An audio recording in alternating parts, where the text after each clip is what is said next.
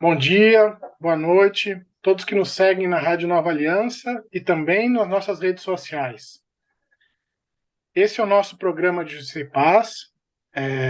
Nós estamos muito felizes aqui, novamente encontrando o professor Zé Geraldo, nosso importante membro, ao mesmo tempo que também estamos apreensivos, porque esse é um momento bastante singular na história brasileira e, claro, na história também do nosso Distrito Federal, na história candanga, porque poucas vezes na história, e claro, nossa capital também cada vez mais madura, mas também pouco mais de 50 anos de história, 60 e poucos anos de história, passou por alguns momentos duros, e esse, sem sombra de dúvidas, é um dos momentos mais tensos de sua história.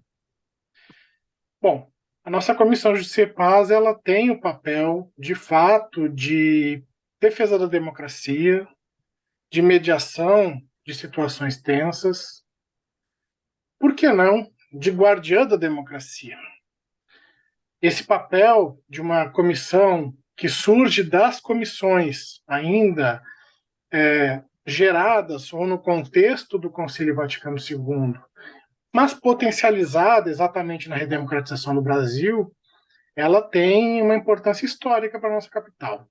E, de novo, ela se prontifica para aqui se posicionar como repúdio aos atos terroristas, aos atos antidemocráticos, aos crimes que se passaram na nossa capital.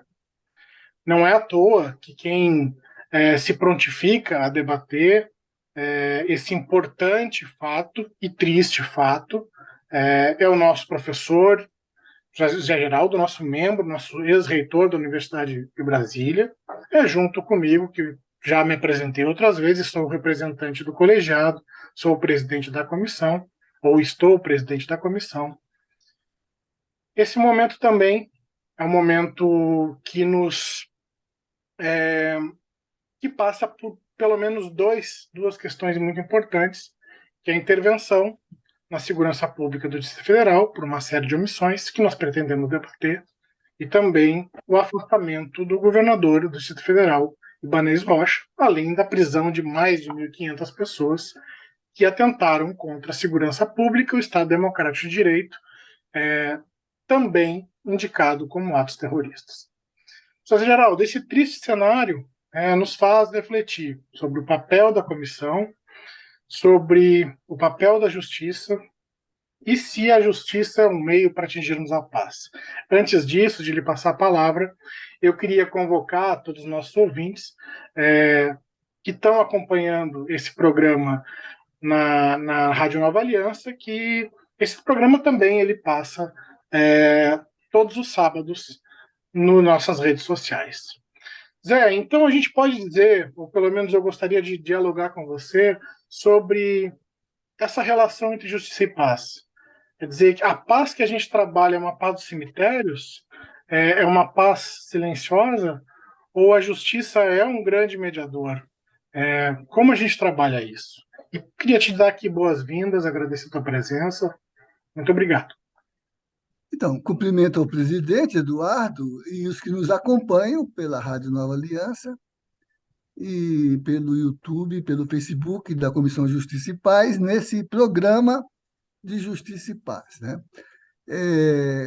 Coincidentemente, no dia 10, eu gravei, indicado pela comissão, com a TV Aparecida, que veio a Brasília para cobrir os acontecimentos, uma intervenção no programa de jornalismo, né, da TV, mais ou menos com a mesma questão. Claro que eu recuperei o mandato da Comissão Justiça e Paz, né, que se orienta nesse sentido pastoral, né, de construir uma sociabilidade inscrita nos elementos comunitários, né, que são movidos pela solidariedade e pela fraternidade, né? como constitutivos da equidade, da justiça e, portanto, de uma comunicação inscrita na confiança e no diálogo, né?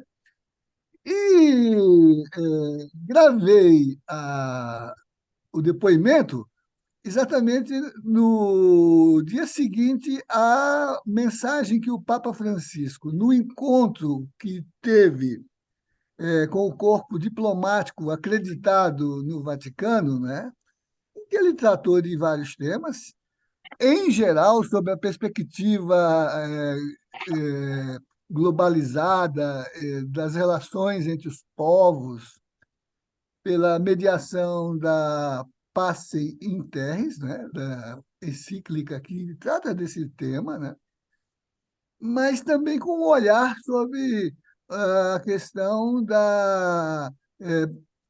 do esgarçamento, do enfraquecimento da democracia e especificamente se referiu às realidades do Peru, do Haiti e, disse o Papa, nas últimas horas, do Brasil, porque, para ele, o que estava acontecendo no país, o que está acontecendo, né, passadas as eleições, que a mediação política para a alternância de poder, para o debate sobre projetos de sociedade, né, uma expectativa de que se instale a governança para cumprir esse programa, que foi aprovado majoritariamente nas eleições, né?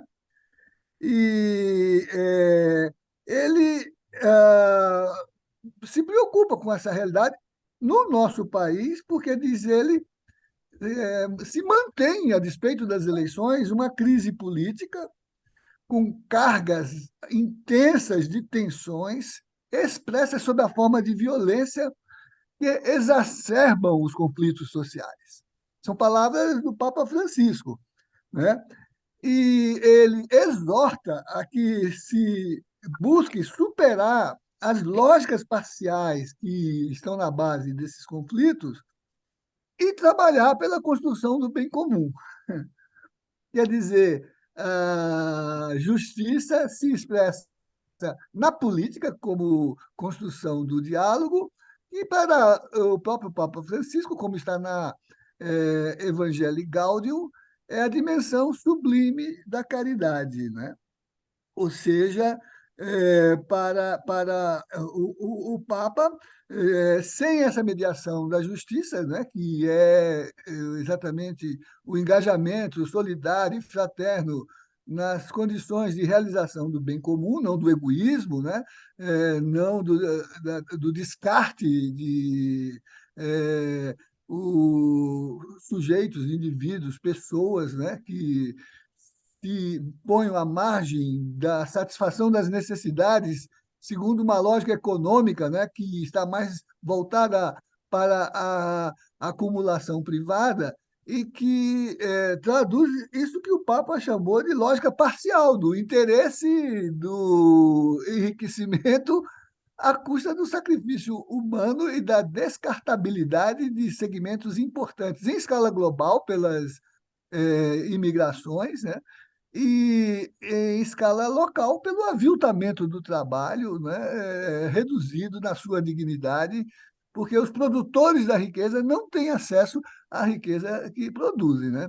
Então, eu acho que a justiça é isso, né? Está lá nos atos, né? Dar a cada um conforme o seu trabalho e de acordo com as suas necessidades, né? Está em atos, né?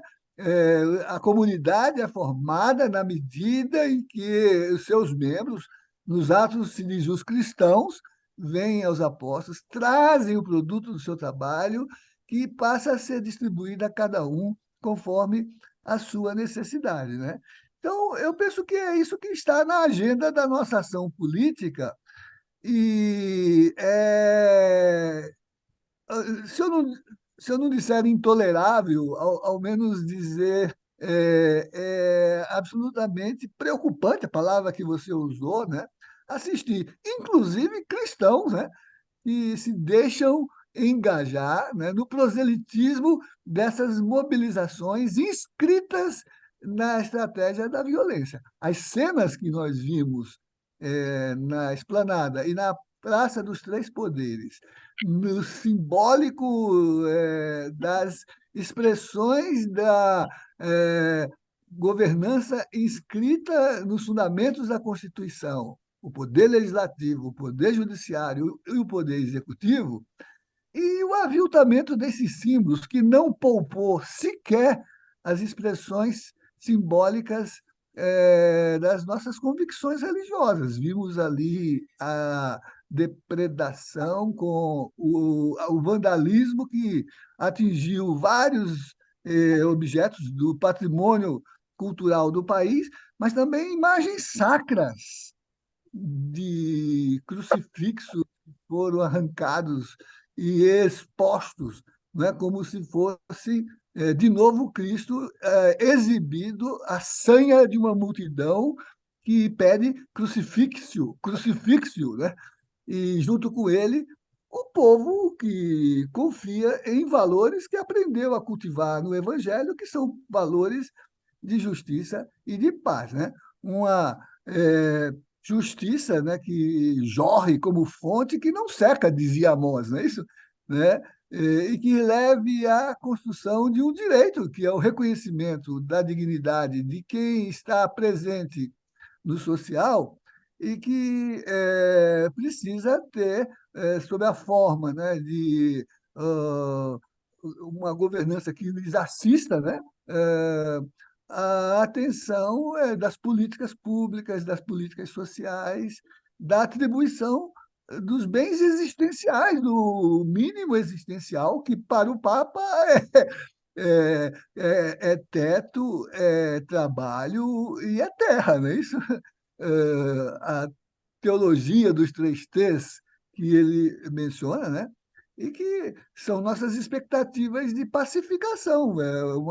Uma barriga vazia leva a maus pensamentos e a atitudes ainda de pior intensidade, né?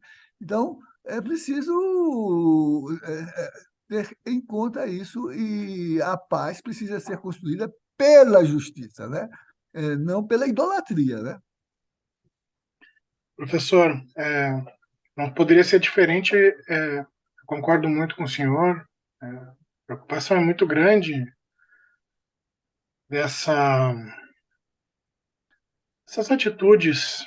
Não são atos, são crimes, né? Que desrespeitam a humanidade, desrespeitam a democracia, desrespeitam a cristandade, desrespeitam Cristo, que de fato o símbolo de Cristo foi arrancado, né? O Supremo Tribunal Federal não foi encontrado ainda, foi fragmentado, quer dizer, como você colocou, foi uma nova chaga, né? Mais uma chaga. Muito triste.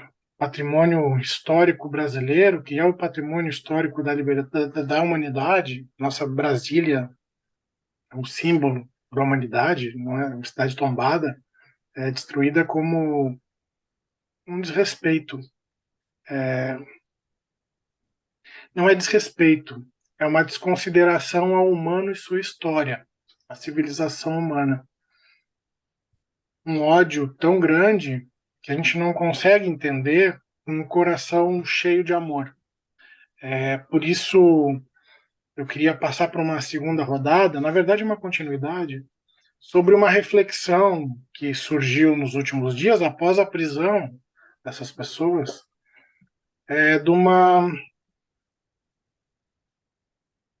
uma inversão ideológica dos direitos humanos. O senhor sabe muito bem esse termo, mas aqui traduzindo para o nosso público, que é a tentativa de utilizar os direitos humanos, ou do discurso dos direitos humanos, para proteger pessoas que atuam contra os direitos humanos. Então, esse é um termo técnico que a gente utiliza. Então, isso foi muito utilizado exatamente para tentar proteger ou tentar atrapalhar as investigações, quando, na verdade, essas pessoas presas em flagrantes elas estavam é, estavam sendo acompanhadas, estavam sendo monitoradas pela OAB, acompanhadas por 12 médicos, acompanhadas pelo Conselho de Direitos Humanos, que a nossa comissão também faz parte, acompanhadas por nossa comissão, acompanhadas pelo Ministério de Direitos Humanos. Eu não vou conseguir nomear todas as autoridades que acompanhavam os fatos, mas, de fato, todos os direitos fundamentais do ser humano estavam sendo mais do que respeitados, garantidos. Mas aí vem a inversão ideológica, né, que foi a utilização do falso discurso de direitos humanos exatamente para violar direitos humanos e tentar atrapalhar as investigações. E aí eu quero fazer uma conexão com algumas pessoas que são referências. Uma delas você já mencionou, que é o nosso Papa Francisco, o nosso grande guia na nossa igreja, na nossa comissão também, que, que nos menciona da necessidade de separarmos o joio do trigo, e como você gosta de dizer, o joio do joio, de que temos que, de fato, controlar e punir quem comete os delitos. Por outro lado, também, essa semana tem duas grandes posições de um grande amigo nosso, em comum, meu e seu, Boaventura de Souza Santos, uma grande entrevista no IHU, né? O título dessa entrevista é Democracia que temos não tem futuro, e uma outra publicação importante que também saiu, Brasil, o aviso à navegação democrática. Nessas publicações, o professor fala de Papa Francisco e também menciona o alerta sobre todo um contexto internacional, toda uma manipulação de fake news e também sobre a diminuição da palavra do Papa Francisco exatamente para violar direitos humanos. Aí eu lhe pergunto, como devemos não só nos postar, mas principalmente orientar essa comunidade que nos ouve sobre esses fatos que muitas pessoas pensam que são pessoas pacíficas, que são pessoas manifestantes, que deve se passar a mão na cabeça de crimes, quando pessoas como o professor Boaventura, um líder mundial, Papa Francisco, o maior líder mundial, o líder da Igreja Católica, nos dizem que são atos terroristas, que existe uma comunidade de extrema direita, que não é o problema ser nem extrema, nem ser direita, mas que é radical e que comete crimes, tentando dar um golpe de Estado, que é um crime contra o Estado Democrático de Direito, que nós temos que tomar cuidado para zelar por nossas vidas. Como que a gente pode se postar quanto a isso? Como que a gente pode orientar nossa comunidade, Zé? Ora, foi bom até trazer o professor Boaventura, que já participou de um programa nosso aqui, numa das suas viagens a Brasília, né?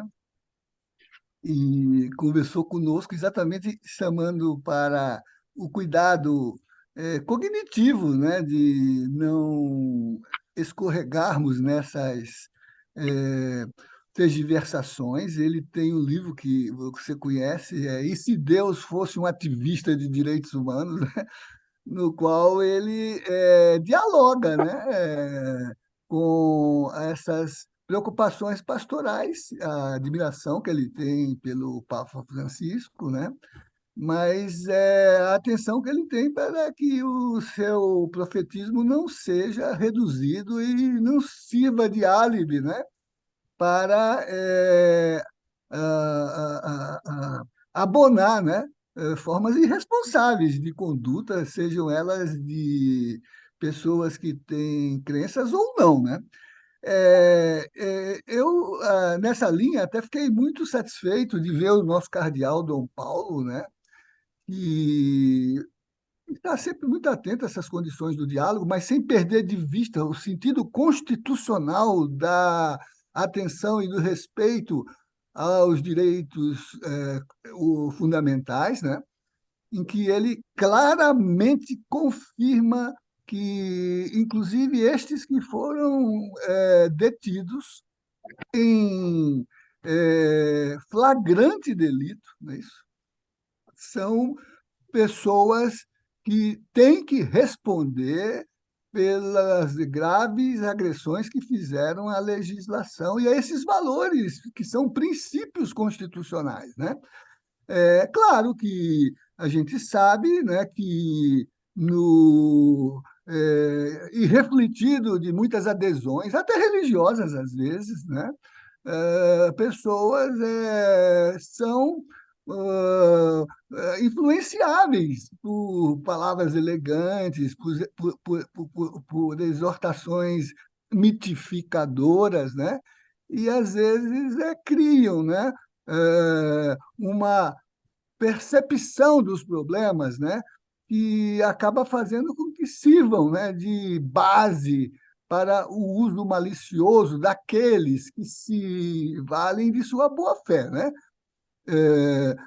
Um dia estão abanando ramos, né, para celebrar a passagem do profeta, né, do fundador do novo reino, né, e no outro dia estão pedindo que ele seja crucificado, né? É, mas, como você disse, né, eu acho que as entidades têm que estar presentes, acompanhando o desenrolar, mas voltamos a um tempo em que a institucionalidade cumpre as suas atribuições constitucionais. Todos esses mecanismos que você mencionou, né, incluindo Ordem dos Advogados, Conselho de Defesa dos Direitos Humanos, que, inclusive, considerou, né, que aquela gente que antes estava nas condições mais adversas, em acampamentos improvisados, né, submetidas a condições salubres muito precárias, todavia agora estavam mesmo sob custódia do sistema de segurança, com a garantia de exame de seus corpos pelos institutos técnicos de medicina legal para ver que nada ali submetidos ao princípio da audiência de custódia, em que o juiz examina as suas condições, alimentados do ponto de vista da responsabilidade do custodiante de respeitar os seus direitos, né? Mas gente que precisa ser triada na proporção da sua responsabilidade, né? Gente que precisa receber o estigma tal como Javé colocou em Caim quando esse se apresentou ao seu julgamento, né? Não vai deixar que ele faça mal, mas vai exigir que, a leste do Éden, ele cumpra aquilo que é a consequência de seu ato delinquente, né? Então, eu acho importante, né? Mas isso não nos deve tornar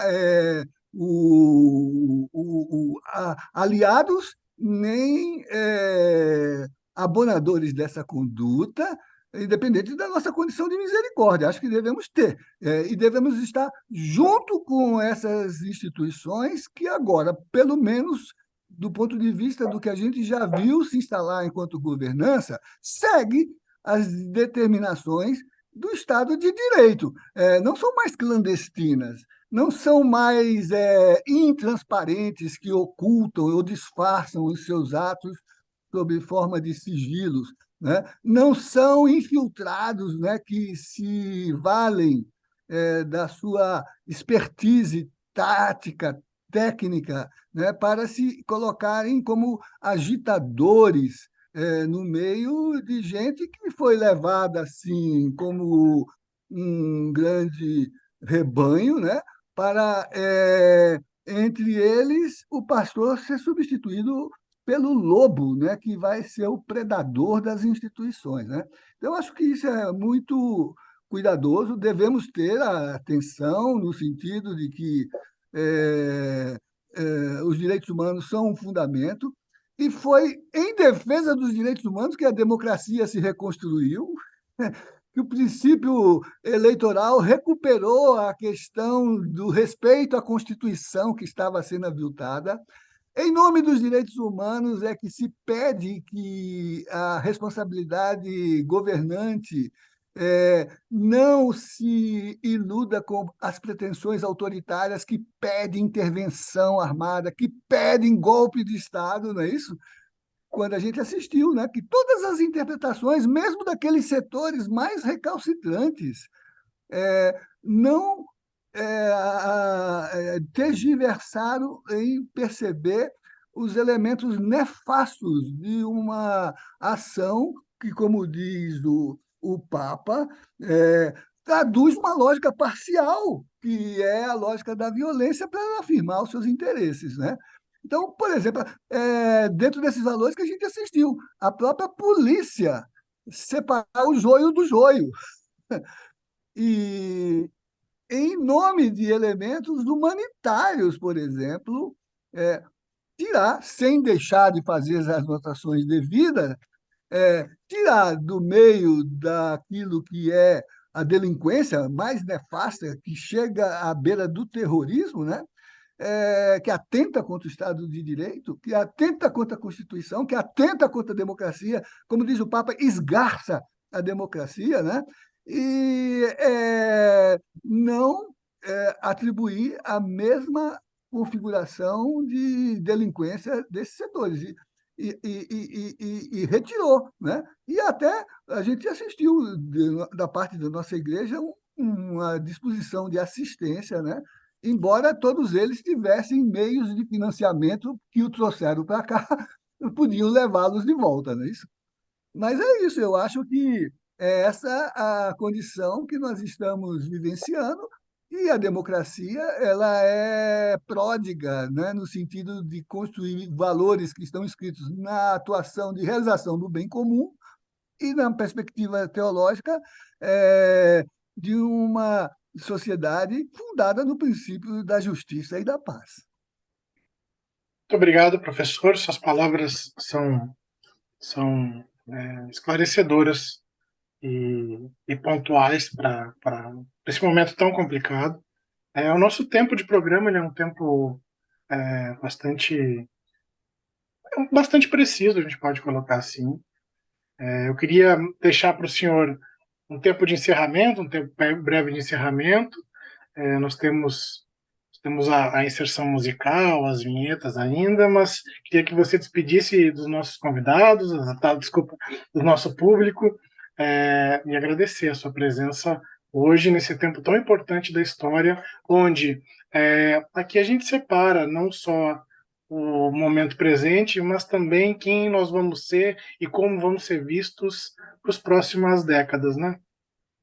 Então, depois desse depoimento que prestei à TV Aparecida, que foi locado ali no espaço da Catedral de Brasília, né?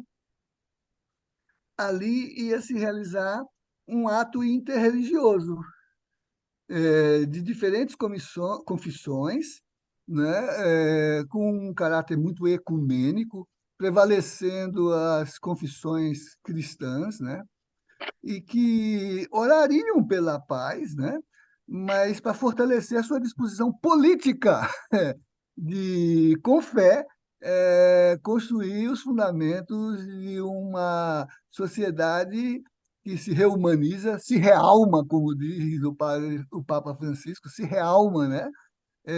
E que tem à sua disposição, né, roteiros muito propiciadores para construir, né, uma sociedade justa e pacificada, que são os ditames dos evangelhos, não é isso?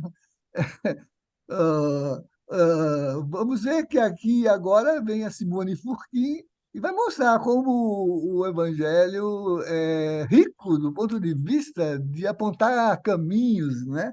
E indicar posturas, atitudes, né? Dignificar o nosso compromisso cristão. Bom, após essa brilhante explanação de Simone Furquim, eu queria aqui me despedir de todas e todos. Esse momento é um momento muito duro, mas nossas palavras de hoje não são palavras de falta de esperança. São palavras de reforço na justiça e reforço na paz. Nós acreditamos numa justiça numa paz e numa justiça que são ativas, que elas constroem a liberdade, elas mediam a liberdade e que acreditamos também que esse momento histórico é um momento que separa o joio e o trigo, e depois o joio do joio. Essas são expressões do professor Zé Geraldo, meu querido amigo, que aqui está. Isso é muito importante, que vai marcar as gerações. As gerações de brasileiros, como outros momentos históricos marcaram, as gerações dos brasilienses e candangos. Saber de onde a gente está e com quem a gente anda é fundamental para saber como nós vamos ser lembrados nos próximos anos. Nós vamos ser lembrados como os criminosos e condescendentes com o crime? Ou nós vamos ser lembrados como as pessoas que defenderam a democracia, o Estado democrático de direito, os direitos humanos, e somos guardiões da democracia, da liberdade, da esperança, da justiça e da paz? Uma boa noite, um bom dia e até a próxima semana. A Comissão Justiça e Paz sempre está à disposição de todas e todos. Podem nos procurar nas nossas redes, no nosso site, nos nossos telefones. Sempre estaremos para defender a democracia, os direitos humanos, os verdadeiros direitos humanos, nunca as fake news. Até mais. Olá, ouvintes. A imprensa nacional, a ONU, os países de forte tradição democrática, como os Estados Unidos, França e dezenas de outras nações, condenaram e qualificaram os eventos ocorridos em Brasília neste 8 de janeiro de 2023 como tentativa de golpe de Estado, e muitos deles nomearam seus participantes de terroristas e vândalos pelos rastros indescritíveis de destruição de prédios considerados obras-primas da arquitetura mundial, bem como por causa das obras de artes danificadas, que eram únicas e preciosas à identidade e à cultura nacional. Essas desprezíveis ações tinham a expressa intenção de depor pela força o atual governo, de destruir as instituições da República, de violar a Constituição Federal. Diante desta situação, o que a palavra de Deus na Bíblia ilumina para que consigamos buscar a justiça como meio para atingir a paz? Este é o tema da reflexão da Comissão Justiça e Paz de hoje.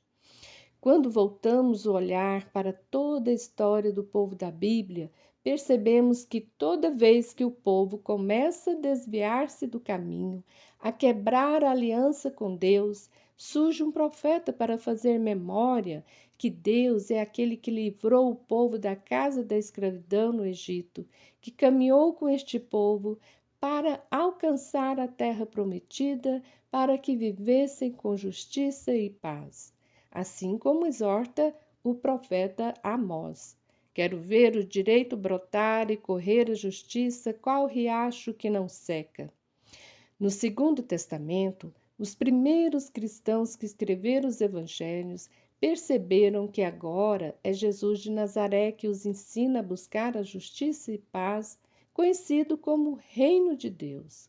A terra prometida não é mais uma conquista territorial, mas sim um projeto de sociedade que busca a justiça como meio para atingir a paz.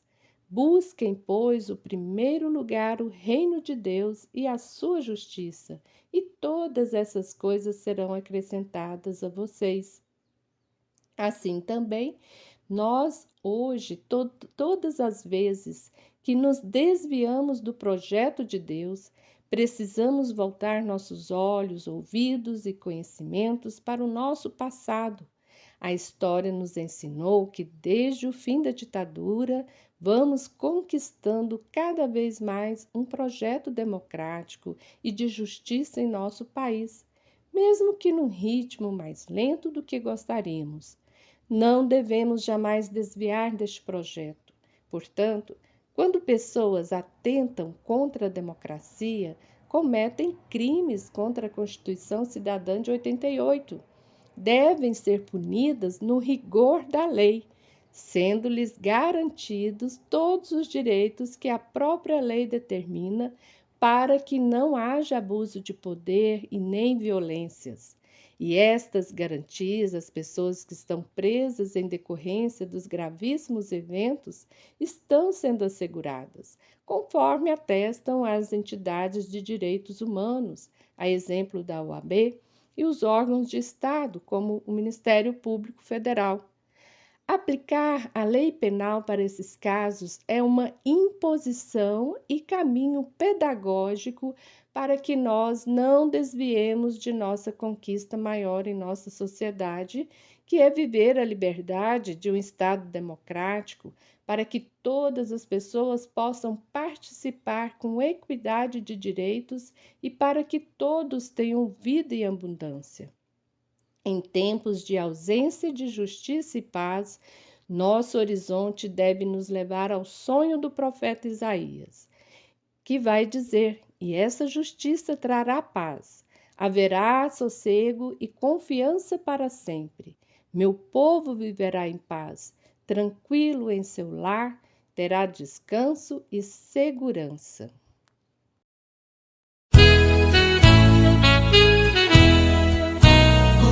Boa nova, irmão, já chegou. Jesus Cristo nos diz conversão. Seu projeto de fraternidade vai